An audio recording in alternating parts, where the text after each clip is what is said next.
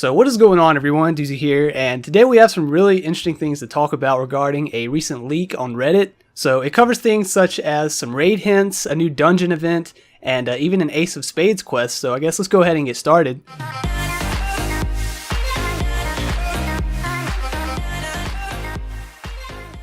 Alright, so this is all coming from a post on Reddit by Gensor, I think it's how you pronounce it.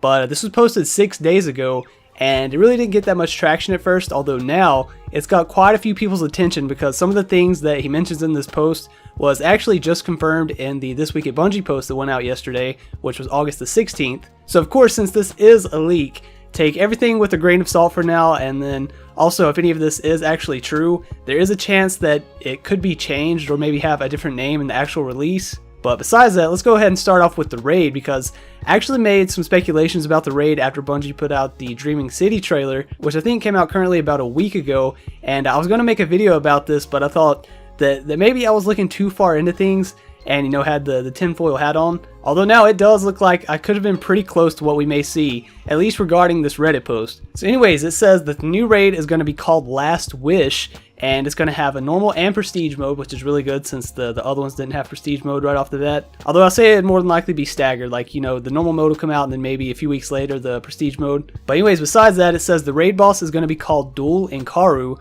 the Eternal Return.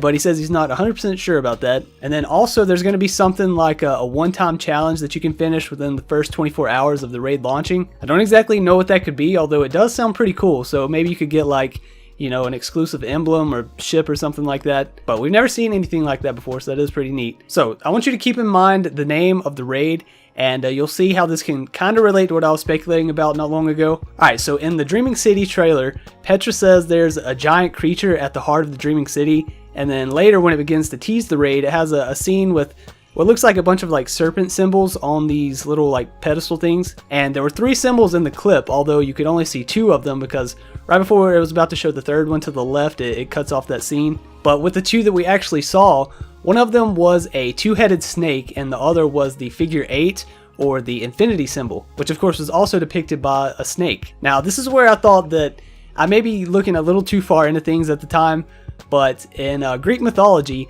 the 2-headed snake was often linked to the Hydra, which was a serpent-like monster, but they were also sometimes dragons, such as one, I'm gonna butcher this, but it was called the Lernaean Hydra. I honestly don't know how to say that, but that made me think that what if this means we have to fight an Omkar as the final boss in the raid? So, you may be wondering like how this relates to the leak.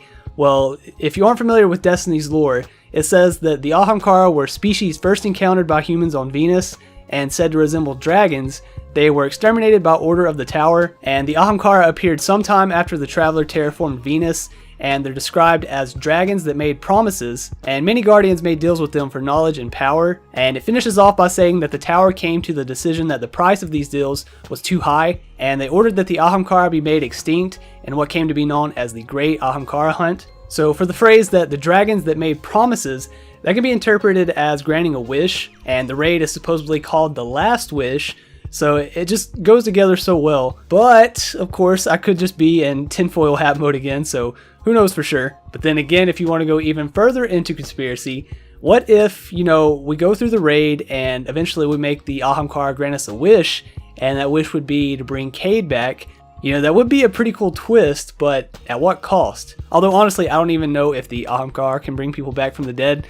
I don't know a lot about the lore, so I guess we'll have to someone call up Bife and find out. But then also another thing I want to mention about the raid was the other symbol, or the snake and the figure 8 or infinity symbol. So I thought this could possibly be in reference to Ouroboros, I think that's how you say it, which was the ancient symbol of a serpent or a dragon eating its own tail, which was said to symbolize eternity or the infinite cycle of creation, destruction, life, and death. So the reason I thought this was interesting because I thought that maybe this could, possibly relate to Zol or the Hive in some way, since it says that a Hive god can be resurrected if killed in their ascendant plane, as long as the one that killed them inherit the nature which binds them to the worm. And coincidentally, we have the Whisper of the Worm quest where you can actually hear Zol speaking, and actually in Bife's video about that, he said that death isn't the end, it's a metamorphosis, the unsacred union between destroyer and destroyed, which immediately made me think that Zol could possibly be linked to the raid in some way, which, I mean, once again, it's just speculation. But yeah,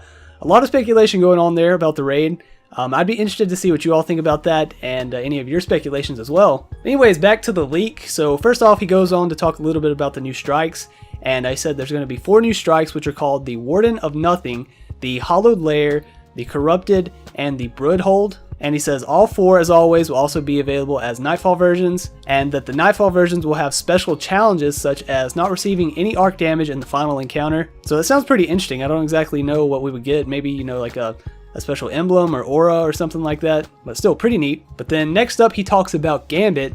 So it says that Gambit is going to have a ranking system called Infamy, which was actually just confirmed in the This Week at Bungie post. And you got to remember that this leak was out days before that, but it also says that similar to the Crucible, you'll actually unlock gear and ornaments while increasing your rank. And Infamy can be reset, so just like in quick play and stuff. And it says that the highest Infamy rank appears to be level 15, which was also related to the This Week at Bungie post, because it said that there are going to be 5 ranks with 3 tiers each. So that would be 3 for the first, 6 for the second, 9 for the third, 12 for the fourth, and then 15 for the fifth one. So that does seem kind of likely. And then lastly, it says that Hawthorne will have a new clan Ingram for Gambit. So, you know, pretty basic there, kind of like the ones we have for the Raid and the Crucible and Nightfall and stuff like that. But then it talks a little bit about Masterwork cores, and it says that the weekly clan milestones now let you receive a Masterwork core. I guess it's just 1, which would be kind of a letdown. But also now there's a chance to obtain a Masterwork core with a boss kill. And lastly, that Masterwork cores can be purchased, but he says he doesn't know where and for which currency. Now, I highly doubt it would be for legendary shards, because that would seem way too easy, especially for people who are stocked up. Like, I currently have like 5,000 legendary shards, so you know, I'd be pretty set with the Masterwork cores, but we don't really have much more information on that. I know that Bungie said they are going to add, you know, more direct ways to get those, so I guess we can look forward to that. The next up, we have the dungeon activity, which I'm actually really excited about. So it says that there's going to be a dungeon called the Shattered Throne, and there's going to be multiple activities that will take place in this dungeon. And it says, as some other part of the game will receive an unpurified version of an armor set called Reverie Dawn, which we can purify through different activities in the Shattered Throne. So right away, this made me think that this could possibly be the armor set we see the Warlock in one of the trailers they put out, where you can see like he has chains across his chest and this interesting looking ghost. But you know, that's just a wild guess. But regardless, I really hope that this is true, because I think it's a really cool concept, and it sounds like it'd be a lot of fun to actually have it in game. But it then talks about Petrovenge and how she's going to be a new NPC, which we already knew, you know, is kind of a given. Although he said she's probably going to be the NPC for the Reef, and I think it was stated somewhere that she's going to be the NPC in the Dreaming City, although I could just be remembering that wrong. But you know, it also says that she's going to offer up special bounties that we can complete each week. And kind of like Destiny 1, I guess, you know, after the Taken King, there were those Queen's Wrath bounties, I think is what they were called, and you could do, I think she had 3 or 4 that you could do a week. So it sounds like it'll be similar to that. Anyways, next up after that, it goes on to talk about some of the clan changes. And once again, a few of these were confirmed in the This Week at Bungie post. So it says that they want to put a stronger focus on clan activities, and examples would be milestones and goals such as completing the raids, strikes, nightfalls, crucible matches, and escalation protocol, stuff like that with your clanmates. And it says some of them require even a full 6-player clan fire team, such as completing the Last Wish raid. And lastly, it says that playing with clanmates will grant a specific buff in certain activities, and it says example, increased recovery, resilience, and mobility.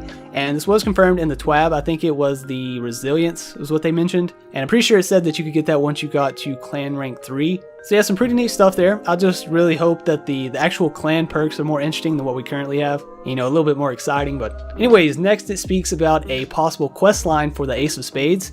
And it says there's going to be a mission where we'll have to reclaim the Ace of Spades back from Uldren, which I think all of us kind of, you know, knew anyways. But it says that once reclaimed, it will first be a broken version, and we'll have to repair it through a longer quest series with several steps and multiple activities. And I actually really hope that this is true, and that the quest isn't just some, you know, freebie that will actually have to go work for it and, you know, grind it out and do all these quests, and that it's not just, you know, a few steps here and there. Maybe not as hard as the Outbreak Prime. That was pretty hardcore, but you know, I still want it to be pretty interesting and challenging, but that's just my opinion. So anyways, this next part I actually found really interesting, and it was about the collections. So it says that the collections are also going to include Destiny 1 achievements, and he says console players only, obviously. And some of the examples are completion of the campaigns and the raids, character transfer to Destiny 2, reaching the lighthouse, triumphs, certain grimoire score, collection of specific weapons such as the Thorn, the Last Word, and the Gjallarhorn. So I do think this would be really neat if it were true, although I don't know if any of the actual console players who,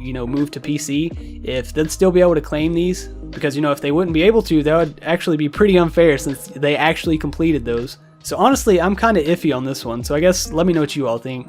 Anyways, now onto the last part I want to mention about this, and it's about the story. So possibly some spoilers here if any of this turns out to be true, so be warned. But anyways, it says that Uldren thinks his sister Queen Mara is still alive, and that he thinks she's trapped by the Tekoan Ilin, I think is how you pronounce it, inside the Dreaming City, and in order to save her, she's telling him in his visions to open the gate of the Dreaming City, and he somehow allies with the prisoners of the Prison of Elders in order to achieve his goal. And while trying to regain control of the prison alongside with Petrovenge, Cayde 6 dies. Although after Uldren succeeded to open the gate to the Dreaming City, he immediately gets killed by a creature, but the gate remains open. And lastly, it is now Petrovenge's duty to protect the city in which all awoken secrets and treasures are kept, and we will help her with that. Alright, so I'm not gonna lie, I'll be pretty let down if Uldren dies right away, right after opening the gate to the city, because I was pretty excited about getting to hunt him down and get some revenge for Cayde, and I'm sure a lot of other people wanted that as well. But I guess we're just gonna have to wait and find out. As long as he meets his end for killing Cayde, I guess that's all that matters.